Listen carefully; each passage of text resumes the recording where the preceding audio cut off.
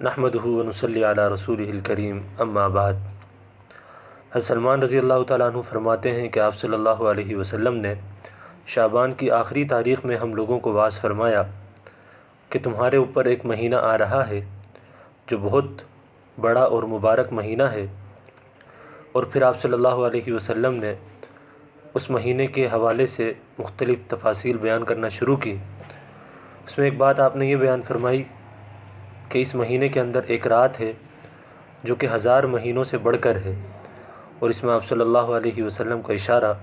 شب قدر کی طرف تھا۔ قرآن کریم میں اللہ تعالیٰ فرماتے ہیں کہ انا انزلناہ فی لیلۃ القدر وما ادراک ما لیلۃ القدر لیلۃ القدر خیر من الف شہر۔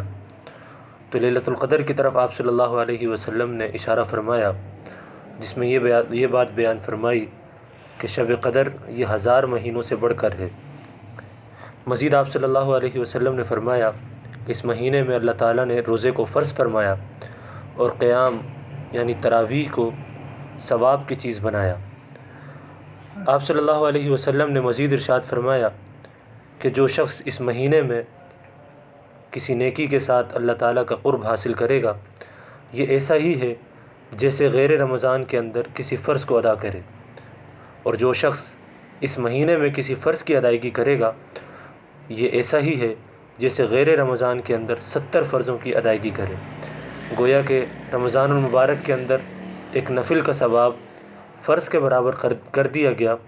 اور ایک فرض کا ثواب 70 فرائض کے برابر کر دیا گیا۔ آپ صلی اللہ علیہ وسلم نے مزید فرمایا کہ یہ مہینہ صبر کا مہینہ ہے، اسی طریقے سے یہ مہینہ غمخواری کا مہینہ ہے۔ صبر کے مہینے سے مراد کہ بسا اوقات روزے کے اندر،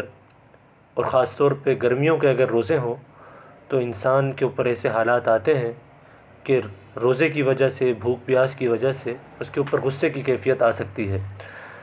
تو آپ صلی اللہ علیہ وسلم نے وہاں پہ صبر کرنے کے بارے میں فرمایا۔ یا اسی طریقے سے ہم دیکھتے ہیں کہ کچھ لوگ اگر بغیر سحری کا روزہ رکھ لیتے ہیں تو وہ صبح سے یہ سوگ منانا شروع کر دیتے ہیں کہ آج بغیر سحری کا روزہ رکھا، تو یہ عمل پسندیدہ نہیں ہے۔ صبر کے ساتھ روزے کو رکھنا چاہیے، کیونکہ آپ صلی اللہ علیہ وسلم نے فرمایا کہ یہ صبر کا مہینہ ہے۔ اسی طریقے سے غمخواری کا مہینہ آپ نے فرمایا۔ غمخواری سے مراد یہ ہے کہ آپ اپنے دوسرے جو مسلمان بھائی ہیں ان کا بھی خیال رکھیں، اس مہینے کے اندر ان کو بھی تہی دست نہ چھوڑیں، خالی ہاتھ نہ چھوڑیں، بلکہ ان کو تھام کر ان کو ساتھ لے کر چلنے کی کوشش کریں۔ اسی طریقے سے مزید آپ صلی اللہ علیہ وسلم نے اس حدیث کے اندر یہ بات بیان فرمائی کہ اس مہینے کے اندر مومن کا رزق بڑھا دیا جاتا ہے۔ پھر مزید فرمائے کہ جو شخص کسی روزہ دار کو روزہ افطار کرائے، اس کے لیے گناہوں سے معافی کا اللہ تعالیٰ وعدہ کرتے ہیں، اور اس کی گردن کو اللہ تعالیٰ دوزخ سے آزاد فرما دیتے ہیں۔ اور اس میں مزید آپ صلی اللہ علیہ وسلم نے یہ بات بھی بیان فرمائی کہ روزہ دار کے ثواب کے برابر اس روزہ افطار کرانے والے کو ثواب دیا جائے گا، لیکن اس روزے دار کے ثواب سے کسی بھی قسم کی کوئی کمی نہیں کی جائے گی۔ اس بات پر آپ صلی اللہ علیہ وسلم کے اصحاب نے یہ سوال آپ صلی اللہ علیہ وسلم سے پوچھا کہ یا رسول اللہ، ہم میں سے ہر شخص تو اتنی وسعت اور طاقت نہیں رکھتا کہ وہ روزے دار کو افطار کرائے۔ تو آپ صلی اللہ علیہ وسلم نے فرمایا کہ یہ جو ثواب ہے یہ اس بات پر موقوف نہیں ہے کہ تم اس کو پیٹ بھر کے کھانا کھلاؤ، بلکہ یہ ثواب تو ایک کھجور یا ایک گھونٹ پانی پلانے یا ایک گھونٹ لسی پلانے سے بھی حاصل ہو سکتا ہے۔ پھر مزید آپ صلی اللہ علیہ وسلم نے فرمایا کہ یہ ایسا مہینہ ہے جس کا پہلا عشرہ رحمت ہے،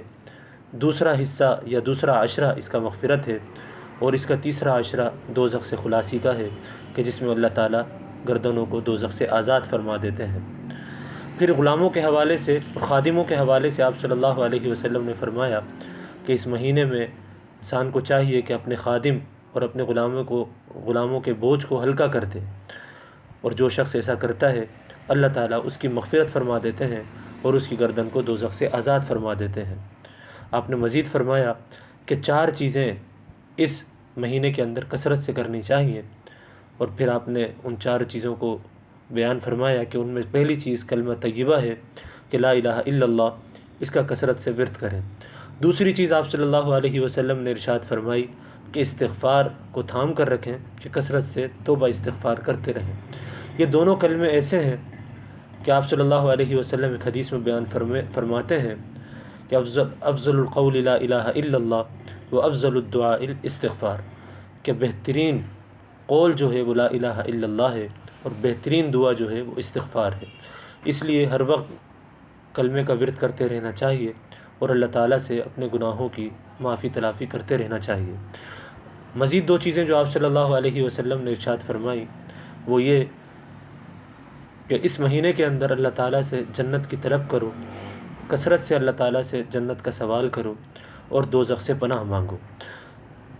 اللہم انی اسألک الجنہ والنجاۃ من النار، یعنی اللہ تعالیٰ سے یہ دعا کرنی چاہیے کہ اللہ میں آپ سے جنت کا سوال کرتا ہوں اور دوزخ سے پناہ مانگتا ہوں۔ تو یہ حدیث حضرت سلمان تعالیٰ عنہ نے بیان فرمائی ہے، اور اس میں جو اس کا حاصل اور خلاصہ تھا وہ میں نے آپ کے سامنے عرض کیا۔ دعا فرمائی اللہ تعالیٰ ہمیں اس حدیث کے جو فضائل ہیں اور اس میں جو آپ صلی اللہ علیہ وسلم نے رمضان المبارک کے حوالے سے جو فضائل بیان فرمائے ہیں، اللہ تعالیٰ ہم سب کو اس میں سے حصہ نصیب فرمائے۔ وآخر دعوانا ان الحمد للہ رب العالمین۔